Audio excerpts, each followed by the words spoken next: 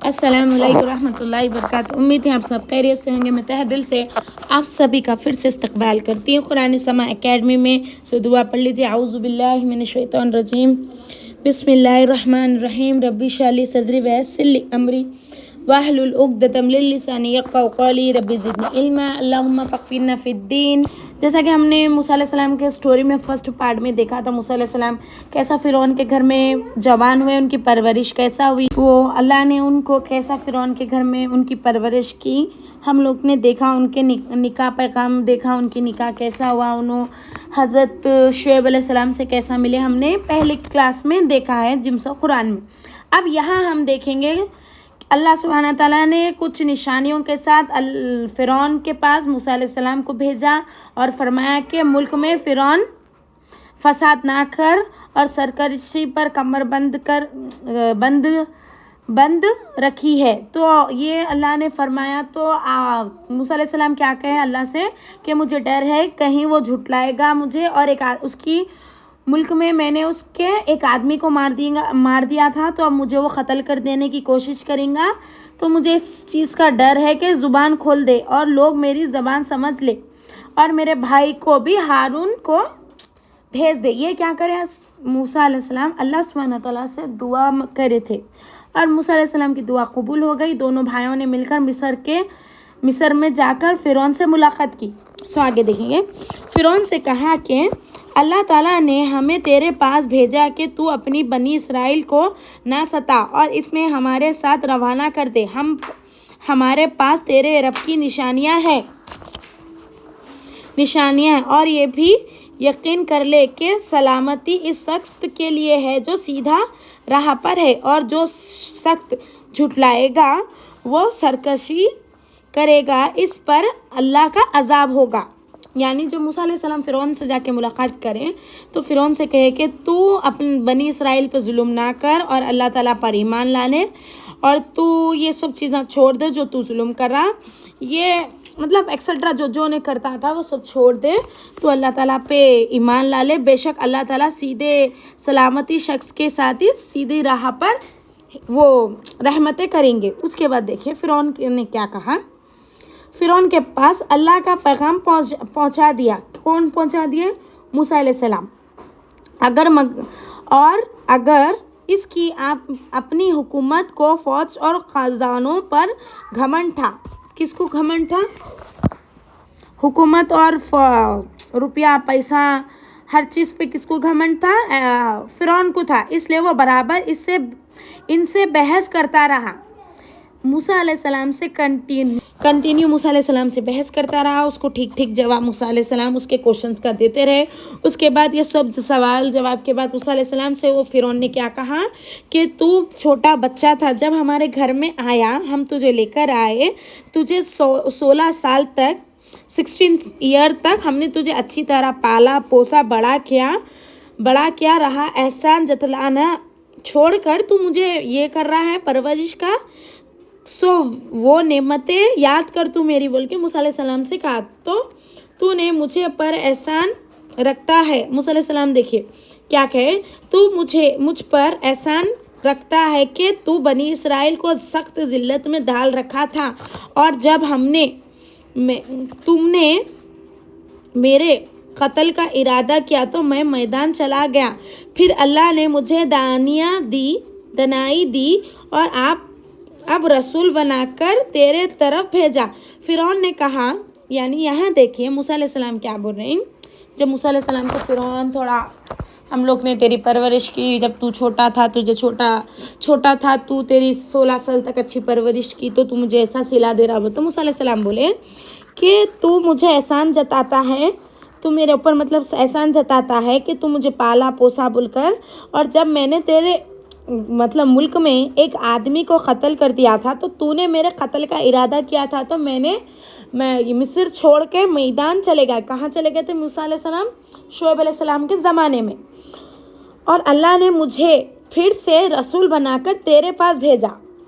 तो ये सुनकर फ़िरौन ने क्या कहा, देखो क्या कहा, तुमने वो हरकत यानी कप्ती को कत्ल किया था, और तुम बड़े नसीब पास हो। حضرت موسیٰ علیہ السلام نے جواب دیا کہ وقت میں اس وقت، مطلب جب موسیٰ علیہ السلام مارے خود ایک فائٹ مارے تھے تو وہ آدمی کی جان نکل گئی تھی نا، اس وقت وہ حرکت کا بیٹھا تھا اور مجھ سے غلطی ہو گئی، یعنی مطلب ایسا سچویشن تھی کہ موسیٰ علیہ السلام کو غصہ کنٹرول نہیں ہوا، وہ ایک فائٹ مارنے کی وجہ سے وہ انسان مر گیا اور مجھ سے وہ غلطی ہوئی، بولے موسیٰ علیہ السلام۔ اس کے بعد موسیٰ علیہ السلام، وہ فرعون نے دیکھے کیا کہا موسیٰ علیہ السلام سے۔ فرعون اس بات کو سن کر لاجواب ہو گیا، مطلب اب لاجواب کو کیا بولتے، بہت ایکسائٹمنٹ ہو گئی اس کو کہ موسیٰ علیہ السلام نے ایسا جواب دیے، وہ سن کر بہت زیادہ خوش ہو گیا اور بات بدل کر پوچھنے لگا تمہارا رب کون ہے۔ یا نوٹ کرنے کی بات ہے، یہاں دیکھیں موسیٰ علیہ السلام نے اس کے پورے اچھے سے جواباں دیے تو انہیں کیا ہوا، لاجواب ہو گیا۔ اس کے بعد بات بدل دی، مطلب دوسری بات میں موسیٰ علیہ السلام کو کھینچنے لگا۔ اس کے بعد پوچھا تمہارا رب کون ہے، موسیٰ علیہ السلام سے پوچھا۔ اور پہلی تو بات میں یہاں پر ایک بات بولنا چاہتی ہوں، جو یہ موسیٰ علیہ السلام کا جو زمانے کا فرعون تھا یہ الگ تھا، اور اس سے پہلے بھی فرعون تھے، یہ موسیٰ علیہ السلام کے زمانے کا بھی فرعون الگ تھا، اس سے پہلے کے بھی فرعون الگ ہے، سب الگ الگ ہے، ایک ہی فرعون نہیں تھا یہ پورے مصر کے کیا بولتے مصر میں۔ موسیٰ علیہ السلام سے پوچھنے لگا تمہارا رب، کوشچن کرنے لگا تمہارا رب کون ہے۔ تو موسیٰ علیہ السلام فرمائے جس نے آسمان اور زمین کو پیدا کیا، جو نہ صرف تمہارے بلکہ تمہارے باپ دادا کو پالنے والا ہے۔ فرعون نے درباریوں سے یہ سنتے کہ فرعون کیا کرا، جیسا موسیٰ علیہ السلام کے آسمان زمین کو پیدا کرنے والا، سارا ہر چیز مخلوق کو پیدا کرنے والا، تمہیں ہی نہیں مجھے ہی نہیں تمہارے باپ داداؤں کو بھی پالنے والا کھلانے والا روزی اللہ سبحانہ تعالیٰ ہے، بولتے کہ سنتے کہ فرعون کو غصہ آ گیا، اور فرعون نے درباریوں سے کہا کہ یہ تو کوئی دیوانہ ہے۔ کیا بولا موسیٰ علیہ السلام کو، ان کے محل کے لوگوں کو، درباریوں کو بولا کہ موسیٰ علیہ السلام مطلب دیوانہ ہے، کوئی دیوانہ ہے یہ بول کے بولا، جو بلکہ بہکی باتیں کرنے لگا۔ اس کو بہت اپنے آپ کو تو وہ خدا مانتا تھا نا فرعون، تو موسیٰ علیہ السلام سے پوچھا تو انہیں سوچا تھا موسیٰ علیہ السلام اس کو بولیں گے نعوذ باللہ، لیکن موسیٰ علیہ السلام رسول اللہ سبحانہ تعالیٰ کی طرف سے بن کر آئے تھے، تو موسیٰ علیہ السلام فرعون کو کہے کہ میرا رب اور تمہارا رب یہ آسمان اور زمین کو پیدا کرنے والا ہے، بلکہ تمام آسمانی اور زمین کے جو چیزیں مخلوقیں ہیں وہ اللہ سبحانہ تعالیٰ ہی پالنے والے ہیں، پیدا کرے ہیں، اللہ تعالیٰ ہی رزق دینے والے۔ تو انہیں فرعون کیا ہوا، ایک دم پہلے تو غصے میں آ کر موسیٰ علیہ السلام کا مذاق اڑانے لگا اور درباریوں سے کہا کہ یہ تو کوئی دیوانہ ہے جو بہکی باتیں کر رہا ہے۔ اس کے بعد دیکھیے موسیٰ علیہ السلام کا ایک سیکنڈ،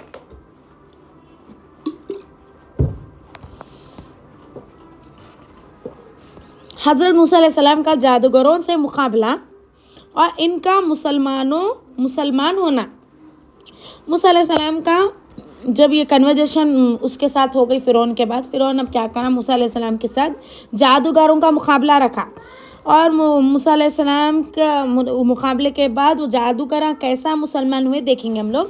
آخر جب وہ ہر طرح سے تنگ ہو گیا تو اس نے تمام ملک میں ڈھنڈورا پیٹایا، بڑے بڑے جادوگروں کو بلوایا اور چار طرف ہر کارے ڈھوا دیا۔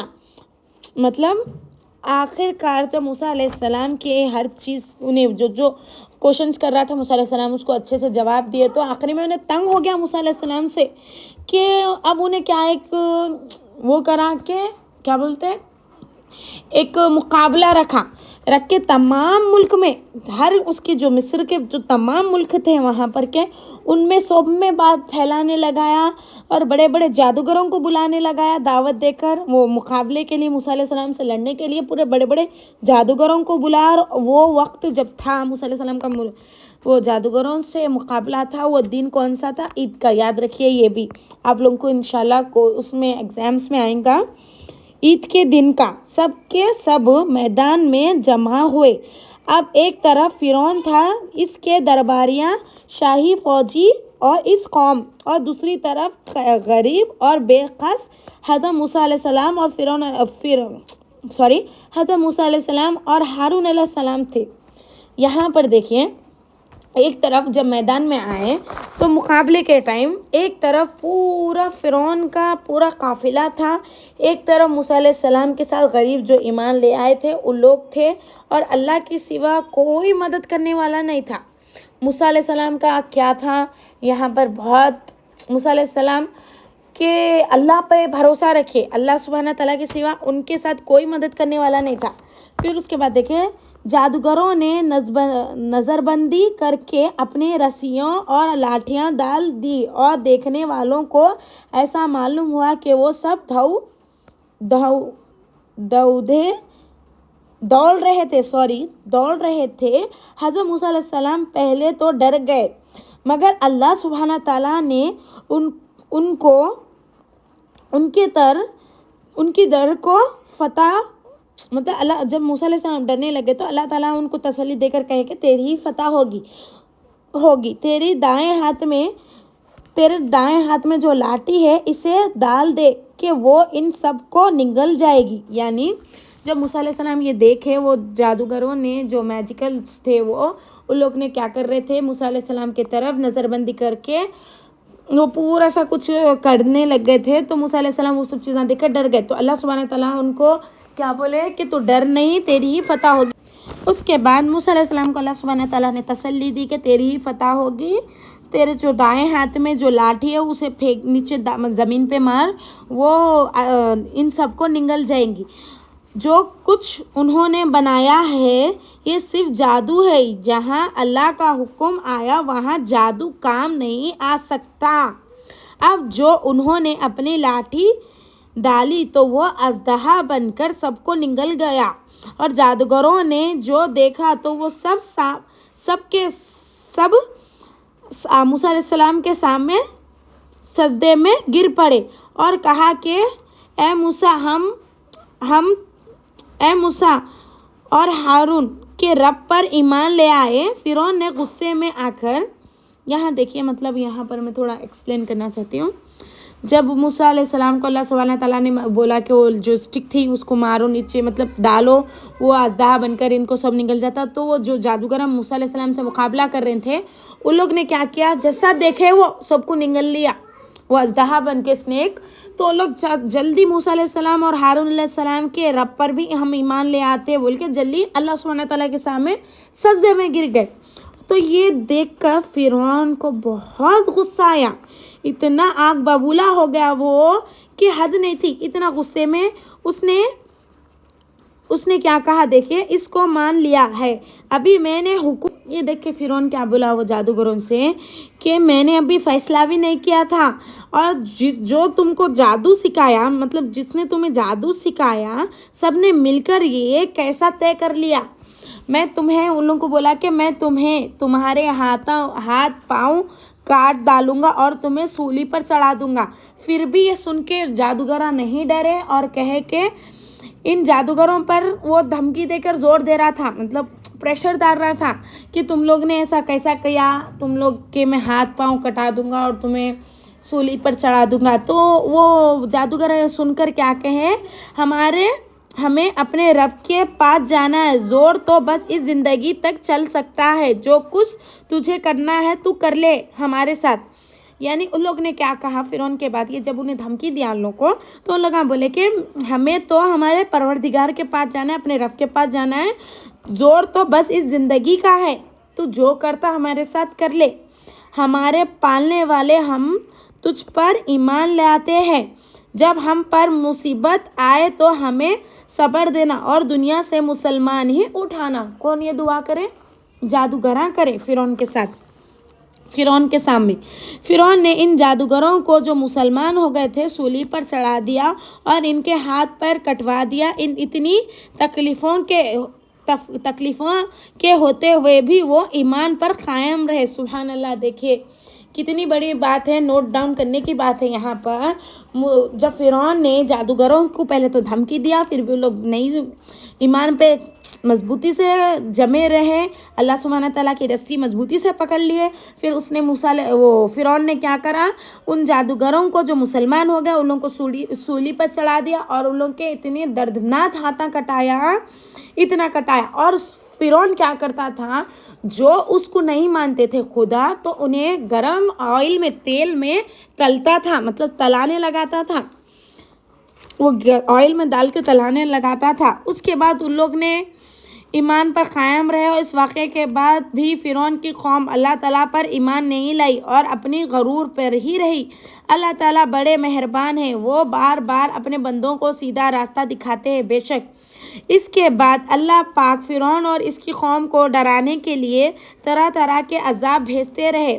کبھی لوگوں کی نصیحت کے لیے قحط ڈال دیا اور پیداوار کی کمی کر دی، مگر جب کبھی ان پر آفت آتی تو یہ کہتے تھے موسیٰ علیہ السلام کے ان کے ساتھیوں کی نصیحت ہے. پھر زیادہ سمجھنے کے لیے ایکسپلین کر کے بولوں گی. اللہ تعالیٰ اتنا بڑا، مطلب جب تو اتنا موسیٰ علیہ السلام کی جادوگروں سے مقابلہ ہوا، موسیٰ علیہ السلام کا وہ دیکھ کر ان لوگ نے ایمان لے آئے. پھر ان لوگوں کو فرعون نے طرح طرح کے ظلم دے کر ان لوگوں کو تکلیف دے کر مار دیا. اس کے بعد بھی فرعون کی قوم، فرعون بالکل بھی ایمان نہیں لا لیا، اپنے غرور میں، اپنے انا پہ اٹکا رہا. اس کے بعد اللہ تعالیٰ نے بنی اسرائیل کو ڈرانے کے لیے، اللہ تعالیٰ بہت مہربان ہے، جلدی ہی اللہ تعالیٰ ایسا جسٹ گناہ کرے بھی ہم لوگ تو اللہ تعالیٰ جب بھی فرشتوں کو نہیں کہتے کہ تو لکھ دے. اللہ تعالیٰ کہتے ہیں کہ اللہ سبحانہ تعالیٰ کتنے مہربان ہیں. بنی اسرائیل کو چانس دی اللہ تعالیٰ، چاہے تو اللہ تعالیٰ ان لوگوں کو ایک ہی سیکنڈ میں ختم کر دے سکتے، لیکن نہیں، اللہ تعالیٰ ان لوگوں کو ڈرانے کے لیے طرح طرح کے عذاب بھیجتے رہے ان لوگوں کو. مطلب ان لوگ ایمان لا لینا، جیسا ان لوگوں کے اوپر ٹڈے بھیجے، ان لوگوں کے اوپر وبا آئی اور جوین ہے، میدک آئے اور خون کی نصیحت آئی بھیجے. مگر جب کبھی ان پر عذاب آتا تو موسیٰ سے کہتے کہ آپ ہمارے لیے دعا کریں، اگر عذاب ٹل گیا تو ہم ضرور مسلمان ہو جائیں گے. مگر ان کی حالت یہ تھی کہ ادھر عذاب ٹلتا اور ادھر وہ اپنے اقرار سے پھر جاتے.